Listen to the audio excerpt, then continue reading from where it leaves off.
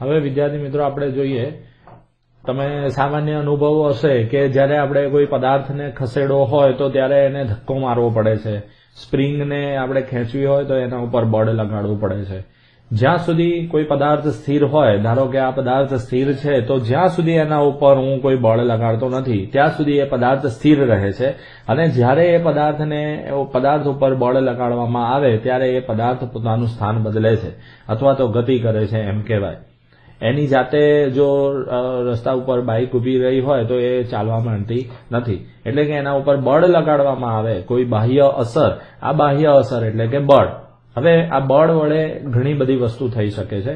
બળ વડે પદાર્થનો આકાર બદલી શકાય, બળની ગતિની દિશા બદલી શકાય. અહીંયા આપણે કેટલાક હું તમારી સમક્ષ ચિત્રો રજૂ કરું છું જેના વડે તમને થોડો એના વિશેનો ખ્યાલ આવશે. અહીંયા તમે જોઈ શકો છો કે આ એક બાળક વિદ્યાર્થી જે છે એ આ ટ્રોલીને ધક્કો મારી રહ્યો છે, અને એ ધક્કો મારવાને કારણે એ ટ્રોલીનું પોતાનું સ્થાન બદલી શકાય છે. તો અહીંયા આપણે એમ કહી શકીએ કે બળ લગાડીને ટ્રોલીનું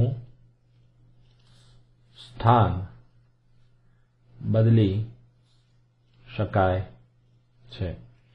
એટલે કે અહીંયા બળ લગાડવામાં આવે છે, બળ આ દિશામાં લગાડવામાં આવે છે અને પદાર્થની ગતિ આ દિશામાં થાય છે. આ ગતિની દિશા થશે, જ્યારે આ જે છે એ બળની દિશા થશે. તો આ પ્રમાણે બળ લગાડવાથી પદાર્થની ગતિની દિશા બદલી શકાય છે. પદાર્થનો આકાર પણ તમે જોયું હશે કે જો રબરનો દડો હોય એને હાથ વડે દબાવવામાં આવે તો એનો આકાર બદલાઈ જાય છે, અથવા ફુગ્ગો હોય તો એનો આકાર બદલાઈ જાય છે. આવી રીતે બીજા પણ આપણી પાસે ઉદાહરણ છે તો આપણે જોઈએ. આ ચિત્ર જોઈને તમને રેલવે સ્ટેશનની યાદ આવી ગઈ હશે, અથવા તો બસ સ્ટેશનની યાદ આવી ગઈ હશે, ખરું ને? જેવી રીતે તમે જોયું છે કે અહીંયા એક કુલી જે છે એ કુલી આ ટ્રોલી ઉપર બળ લગાડે છે.